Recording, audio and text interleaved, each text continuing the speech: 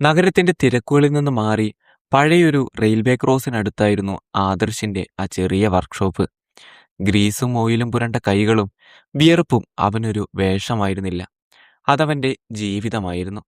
വണ്ടികൾക്ക് ജീവൻ നൽകുമ്പോൾ അവന്റെ ഉള്ളിൽ തന്റെ പ്രിയതമ മീരയുടെ ഭാവി മാത്രമായിരുന്നു ചിന്ത. വർക്ക്ഷോപ്പിലെ ടിൻ മേൽക്കൂരയിൽ മഴത്തുള്ളികൾ താളത്തിൽ വീഴുമ്പോൾ ആദർശ് ഒരു പഴയ ഡീസൽ എഞ്ചിന്റെ ഭാഗങ്ങൾ അഴിച്ചു പണിയുകയായിരുന്നു. 10ാം ക്ലാസ്സിൽ പഠനം അവസാനിപ്പിക്കേണ്ടി വന്നത് ആദർശിന്റെ അച്ഛന്റെ അപ്രതീക്ഷിത വിയോഗം കൊണ്ടായിരുന്നു. അന്നു മുതൽ ആ കുടുംബത്തിന്റെ ഭാരം അവന്റെ ചുമലിലായി. പക്ഷെ മീര അങ്ങനെയല്ല. അവൾക്ക് പഠിക്കാൻ വലിയ മിടുക്കായിരുന്നു. ആ കണ്ണുകളിലെ തിളക്കമായിരുന്നു ആദർശിന്റെ ഏക ആശ്വാസം. കല്യാണം കഴിഞ്ഞ ആദ്യ മാസങ്ങളിൽ തന്നെ അവൻ അവളോട് പറഞ്ഞു, മീര, നിന്റെ പഠനം മുടക്കരുത്. നിനക്ക് എത്ര വേണമെങ്കിലും പഠിക്കാം. മീരയുടെ വിദേശത്തെ MBA പഠനത്തിന് ലക്ഷങ്ങൾ ആവശ്യമായിരുന്നു. വെറുമൊരു മെക്കാനിക്കായ ആദർശിന് അത് അസാധ്യമായിരുന്നു. പക്ഷെ അവൻ വിട്ടുകൊടുത്തില്ല. തന്റെ പക്കലുണ്ടായിരുന്ന കുടുംബസ്വത്തായ ഏതാനും സെന്റ് ഭൂമി അവൻ വിൽക്കാൻ തീരുമാനിച്ചു. അതിനൊപ്പം ബാങ്കിൽ നിന്ന് വലിയൊരു ലോണും എടുത്തു. ആ പണം മീരയുടെ അക്കൗണ്ടിലേക്ക് മാറ്റിയ ദിവസം അവൻ അനുഭവിച്ച മാനസിക സമ്മർദ്ദം വലുതായിരുന്നു. മീര ലണ്ടനിൽ പഠിക്കുമ്പോൾ ആദർശ് ഇവിടെ രാപ്പകലില്ലാതെ ജോലി ചെയ്തു. വർക്ക്ഷോപ്പിന് പുറമെ രാത്രിയിൽ ഒരു ഡ്രൈവറായി അവൻ ജോലിക്ക് പോയി. ഉറക്കമില്ലാത്ത രാത്രികൾ അവനെ തളർത്തിയില്ല. ലണ്ടനിലെ തണുപ്പിൽ മീര പഠിക്കുമ്പോൾ ഇവിടെ കൊടും ചൂടിൽ വണ്ടികൾക്കടിയിൽ കിടന്ന് അവൻ പണിയെടുത്തു. അവന്റെ കൈനഖങ്ങൾക്കിടയിലെ കറുത്ത ഗ്രീസ് പാടുകൾ നോക്കി അവൻ എപ്പോഴും പുഞ്ചിരിക്കും. കാരണം ആ കറയാണ് അവളുടെ സ്വപ്നങ്ങൾക്ക് നിറം നൽകുന്നത്. 5 വർഷങ്ങൾ കടന്നുപോയി. മീര മികച്ച റാങ്കോടെ MBA പഠനം പൂർത്തിയാക്കി. അവൾ നാട്ടിലെ ഒരു പ്രമുഖ മൾട്ടിനാഷണൽ കമ്പനിയുടെ CEO ആയി നിയമിക്കപ്പെട്ടു. വിമാനത്താവളത്തിൽ അവളെ സ്വീകരിക്കാൻ ആദർശ് എത്തിയത് തന്റെ പഴയ ജീപ്പിലായിരുന്നു.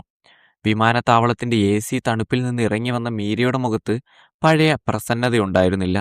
വില കൂടിയ വിദേശ പെർഫ്യൂമിന്റെ ഗന്ധത്തിൽ മുങ്ങി നിന്ന അവൾക്ക് ആദർശിന്റെ വിയർപ്പിന്റെ ഗന്ധം അരോചകമായി തോന്നി. വഴിനീളെ അവളുടെ ഫോൺ സംഭാഷണങ്ങൾ ഇംഗ്ലീഷിലായിരുന്നു. അവൾ സംസാരിക്കുന്നത് ബിസിനസ് സാമ്രാജ്യങ്ങളെക്കുറിച്ച് മാത്രമായിരുന്നു.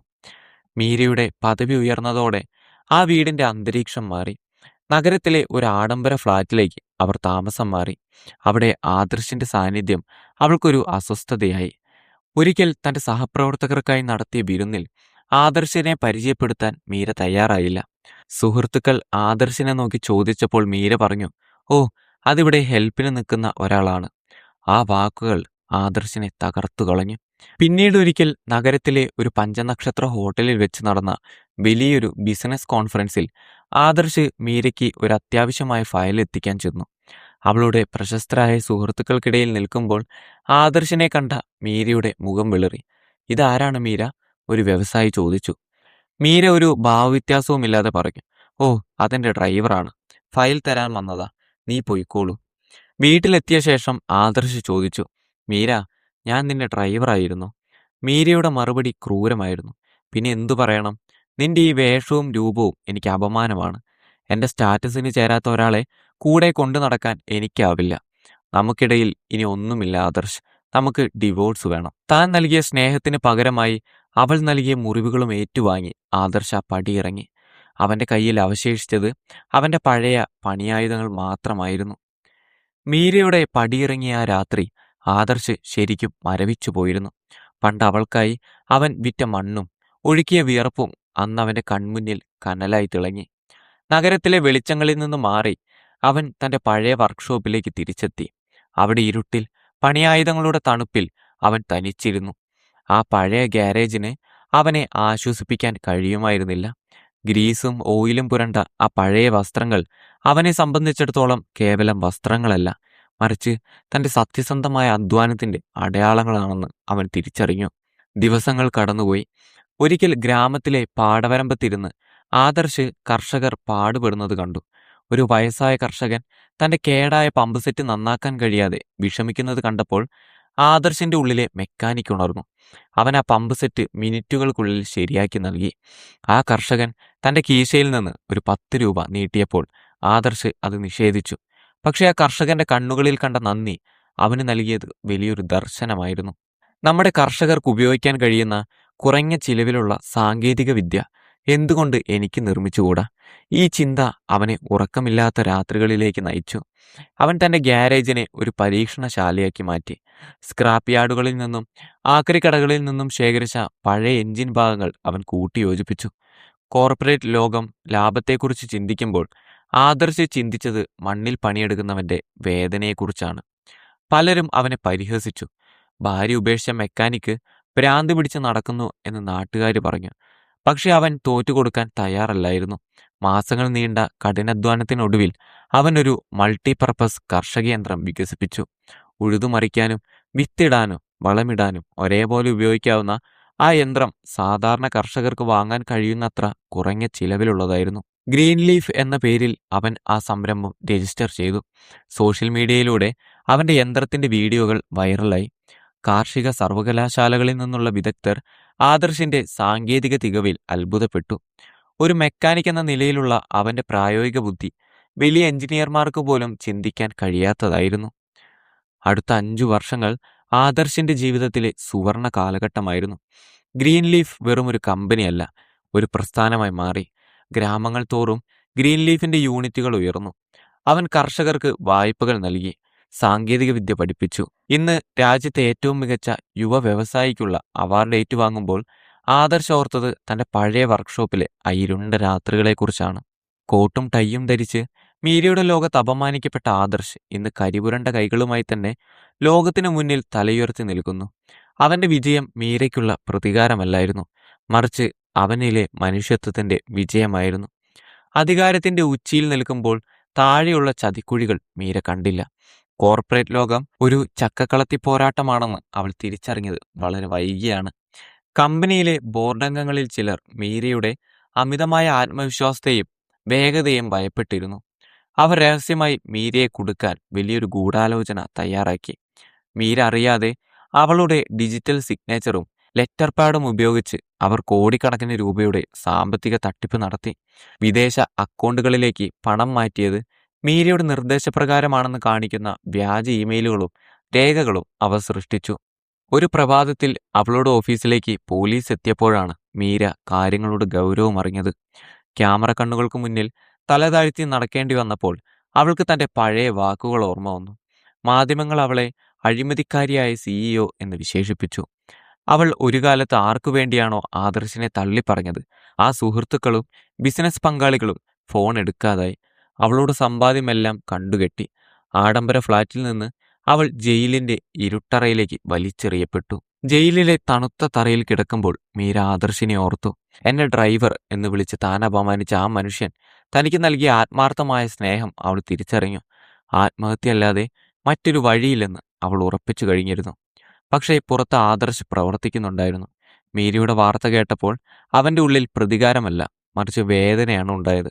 അവൾ ഇത്രയും വലിയൊരു തട്ടിപ്പ് നടത്തില്ലെന്ന് അവന് ഉറപ്പായിരുന്നു. തന്റെ ഗ്രീൻ ലീഫ് കമ്പനിയുടെ കീഴിലുള്ള ഏറ്റവും മികച്ച സൈബർ സെക്യൂരിറ്റി ടീമിനെ അവൻ ഇതിനായി നിയോഗിച്ചു. രഹസ്യമായ അന്വേഷണത്തിലൂടെ മീരയുടെ സിസ്റ്റം ഹാക്ക് ചെയ്യപ്പെട്ടതാണെന്നും ബോർഡംഗങ്ങളാണ് ഇതിന് പിന്നിലെന്നുമുള്ള തെളിവുകൾ അവൻ ശേഖരിച്ചു. രാജ്യത്തെ ഏറ്റവും പ്രഗത്ഭരായ വക്കീലന്മാരെ അവൻ മീരയ്ക്കായി വാദിക്കാൻ ഏർപ്പാടാക്കി. തന്റെ കമ്പനിയുടെ ലാഭത്തേക്കാൾ മീരയുടെ സത്യസന്ധത തെളിയിക്കാനാണ് അവൻ മുൻഗണന നൽകിയത്. മാസങ്ങൾ നീണ്ട നിയമപോരാട്ടത്തിനൊടുവിൽ ഡിജിറ്റൽ ഫോറൻസിക് പരിശോധനകളിലൂടെ നിരപരാധിത്വം തെളിയിക്കപ്പെട്ടു. ചതി ചെയ്ത ബോർഡംഗങ്ങൾ ജയിലിലായി. ജയിൽ മോചിതയായി പുറത്തിറങ്ങിയ മീരയുടെ കണ്ണുകൾ നിറഞ്ഞിരുന്നു. തന്നെ സ്വീകരിക്കാൻ ഒരു വലിയ പടയുണ്ടാകുമെന്ന് അവൾ കരുതിയില്ല. പക്ഷേ ജയിൽ കവാടത്തിനപ്പുറത്ത് തന്റെ പഴയ ജീപ്പിനു പകരം ഒരു ലക്ഷറി കാറിന് മുന്നിൽ ശാന്തനായി ആദർശ് നിൽക്കുന്നത് അവൾ കണ്ടു. ഒരു ലോകം മുഴുവൻ അവളെ തള്ളിപ്പറഞ്ഞപ്പോൾ താൻ അപമാനിച്ച ആ മനുഷ്യൻ മാത്രമാണ് അവൾക്കായി പോരാടിയത്. കോടതി വളപ്പിലെ ആ കൂറ്റൻ ആൽമരത്തിന്റെ ചുവട്ടിൽ ആദർശ് ശാന്തനായി നിന്നു. അന്തരീക്ഷത്തിൽ കാറ്റും കോളും നിറഞ്ഞിരുന്നു. പെയ്യാൻ വെമ്പി നിൽക്കുന്ന ഒരു മഴയെ പ്രകൃതി ആവാഹിച്ചതുപോലെ. ജയിൽ മോചിതയായി പുറത്തു വന്ന മീരയുടെ കണ്ണുകൾ അവനെ കണ്ടതും വിങ്ങിപ്പൊട്ടി. അവളുടെ കാലുകൾക്ക് പഴയ ഉറപ്പില്ലായിരുന്നു. ലോകത്തെ വിറപ്പിച്ചിരുന്ന കോർപ്പറേറ്റ് റാണി ഇന്നൊരു ഇല പോലെ വിറയ്ക്കുന്നു. അവൾ പതുക്കെ അവന്റെ അരികിലെത്തി. ആദർശിന്റെ മുഖത്ത് പഴയ ആ സ്നേഹം അവൾ തിരഞ്ഞു. പക്ഷെ അവിടെ കണ്ടത് കഠിനമായ ശാന്തതയായിരുന്നു. അവൾ അവന്റെ കൈകളിൽ പിടിക്കാൻ ശ്രമിച്ചുകൊണ്ട് പറഞ്ഞു, ആദർശ്, എനിക്ക് മാപ്പ് തരൂ. നീ തന്ന വെളിച്ചത്തിൽ കണ്ണു മഞ്ഞളിച്ചപ്പോൾ നിന്നെ ഞാൻ ഇരുട്ടിലേക്ക് തള്ളിവിട്ടു. പദവിയും പണവും എൻ്റെ ഹൃദയത്തെ ഒരു കല്ലാക്കി മാറ്റിയിരുന്നു. പക്ഷേ അഴികൾക്കുള്ളിലെ ഓരോ നിമിഷവും ഞാൻ നിന്നെയാണ് ഓർത്തത്. നിന്റെ വിയർപ്പിൻ്റെ ഗന്ധം ഞാനിന്ന് കൊതിക്കുന്നു ആദർശ്. നമുക്ക് നമുക്കെല്ലാം മറന്ന് വീണ്ടും ഒന്നിച്ചു തുടങ്ങിയാലോ? ആ പഴയ വർക്ക്ഷോപ്പിലെ മുഷിഞ്ഞ വസ്ത്രങ്ങൾ കഴുകാൻ ഞാൻ തയ്യാറാണ്. നിന്റെ കാലടിപ്പാടുകളെ പിന്തുടരുന്ന നിഴലായി ഞാൻ ജീവിക്കാം. ആദർശ് ദൂരേക്ക് കണ്ണുകൾ നട്ടു. പണ്ട് മീര പഠിക്കാൻ പോയപ്പോൾ അവൻ നോക്കി നിന്ന അതേ ചക്രവാളം. അവൻ പതുക്കെ അവളുടെ കൈകൾ തൻ്റെ കൈകളിൽ നിന്ന് അടർത്തി മാറ്റി. ആ സ്പർശനത്തിൽ പണ്ടത്തെ ആ വൈദ്യുത പ്രവാഹമില്ലായിരുന്നു. മീര, അവൻ ശാന്തമായി എന്നാൽ ദൃഢമായി പറഞ്ഞു. ഒരു മെക്കാനിക് എന്ന നിലയിൽ എനിക്ക് വണ്ടികളെ നന്നാക്കാൻ വലിയ ഇഷ്ടമാണ്. എത്ര കേടുവന്ന എഞ്ചിനും ഞാൻ സ്പെയർ പാർട്സ് മാറ്റി നന്നാക്കും. പക്ഷെ വിശ്വാസം അതങ്ങനെയല്ല മീര. അത് ഒരു കണ്ണാടി പോലെയാണ്. ഒരിക്കൽ വിള്ളൽ വീണാൽ പിന്നെ അത് എത്ര ഒട്ടിച്ചാലും ആ വിള്ളലുകൾ അവിടെ തന്നെ ഉണ്ടാകും. നീ എന്നെ അപമാനിച്ചപ്പോൾ തകർന്നത് എൻ്റെ അഭിമാനമല്ലായിരുന്നു, മറിച്ച് നിന്റെ മേലുള്ള എൻ്റെ അവസാനത്തെ തുള്ളി വിശ്വാസമായിരുന്നു. അവൻ അല്പം നിർത്തി ഒരു നിശ്വാസമെടുത്തു. നിന്നെ ഈ ചതിക്കുഴിയിൽ നിന്ന് രക്ഷിച്ചത് എൻ്റെ പ്രതികാരത്തിൻ്റെ ഭാഗമല്ല, മറിച്ച് നീ എൻ്റെ ജീവിതത്തിൻ്റെ ഭാഗമായിരുന്നു എന്നതുകൊണ്ടും നീ അനുഭവിക്കുന്നത് അനീതിയാണെന്ന് എനിക്ക് ഉറപ്പുള്ളത് മാത്രമാണ്. ഒരാളെ പതറി വീഴുമ്പോൾ താങ്ങുക എന്നത് എൻ്റെ സംസ്കാരമാണ്. കടമ എന്ന നിലയിൽ ഞാനത് പൂർത്തിയാക്കി. പക്ഷേ പഴയ ആദർശ് എന്നോ മരിച്ചു കഴിഞ്ഞു. നീ കൊന്നത് വെറും ഒരു മെക്കാനിക്കിനെയല്ല, നിനക്കായി ജീവിച്ച ഒരു മനുഷ്യൻ്റെ ആത്മാവിനെയാണ്. മീരയുടെ ഉള്ളിൽ ഒരു നിലവിളി ഉയർന്നു. അവളുടെ വാക്കുകൾ തൊണ്ടയിൽ കുടുങ്ങി. ആദർശ്, ദയവായി. മീര, പെയ്തു തോർന്ന മഴയെപ്പോലെയാണ് നമ്മുടെ ബന്ധം. നനവുകൾ ബാക്കിയുണ്ടാകാം, പക്ഷേ മഴ ഇനി പെയ്യാനില്ല. നീ ഇപ്പോൾ സ്വതന്ത്രയാണ്. നിനക്ക് നിന്റെ വഴിയിൽ പുതിയൊരു ജീവിതം തുടങ്ങാം. പക്ഷേ ആ യാത്രയിൽ ഇനി ഒരു നിഴലായി പോലും ഞാനുണ്ടാകില്ല. ഒരിക്കൽ ഊതിക്കെടുത്തിയ തിരി വീണ്ടും തെളിച്ചാൽ ആ പഴയ വെളിച്ചം കിട്ടില്ല മീര. നമുക്ക് രണ്ട് ദിശകളിലേക്ക് പോകാം. ആദർശ് തൻ്റെ കാറിലേക്ക് നടന്നു. തൻ്റെ ആ കാറിൻ്റെ ബോഡിയിൽ ഗ്രീൻ ലീഫ് എന്ന ലോഗോ അഭിമാനത്തോടെ തിളങ്ങുന്നുണ്ടായിരുന്നു. അവൻ്റെ സത്യസന്ധമായ അധ്വാനത്തിൻ്റെ അടയാളം. കാർ സ്റ്റാർട്ട് ചെയ്യുന്നതിന് മുൻപ് അവൻ ഒരിക്കൽ കൂടി അവളുടെ മുഖത്തേക്ക് നോക്കി. ആ നോട്ടത്തിൽ ദേഷ്യമില്ലായിരുന്നു, പകരം ഒരു വലിയ ശൂന്യതയായിരുന്നു. കാർ പതുക്കെ മുന്നോട്ട് നീങ്ങി. മീര ആ കൂറ്റൻ ആൽമരത്തിന് കീഴെ തനിച്ചായി. പെയ്തു തുടങ്ങിയ മഴയിൽ അവളുടെ കണ്ണീർ അലിഞ്ഞു ചേർന്നു. പദവിയും പണവും തിരിച്ചു കിട്ടിയേക്കാം, പക്ഷെ നഷ്ടപ്പെട്ടത് ജീവനേക്കാൾ വലിയ സ്നേഹമായിരുന്നു. ദൂരേക്ക് മറയുന്ന ആദർശിന്റെ കാർ നോക്കി നിൽക്കുമ്പോൾ തൻ്റെ തെറ്റുകളുടെ ഭാരം അവളുടെ ചുമലുകളിൽ അമർന്നു. ആദർശ് പഠിപ്പിച്ചു വന്ന ആ വലിയ പാഠം, സ്നേഹത്തേക്കാൾ വലുതല്ല ലോകത്തിലെ ഒരു പദവിയും, അവളുടെ ഹൃദയത്തിൽ ഒരു കനലായി അത് അവശേഷിച്ചു. ആദർശ് തൻ്റെ പുതിയ ലക്ഷ്യങ്ങളിലേക്ക് മനസ്സ് തിരിച്ചു.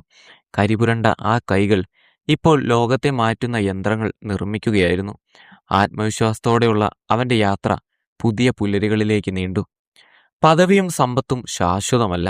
പ്രതിസന്ധികളിൽ തണലായി നിന്നവരെ മറക്കുന്നവർക്ക് ജീവിതത്തിലെ ഏറ്റവും വലിയ സമ്പാദ്യമായ സത്യസന്ധമായ സ്നേഹം എന്നേക്കുമായി നഷ്ടപ്പെടും. തകർന്ന യന്ത്രങ്ങൾ നന്നാക്കാം, പക്ഷേ തകർന്ന വിശ്വാസം തിരിച്ചെടുക്കുക അസാധ്യമാണ്.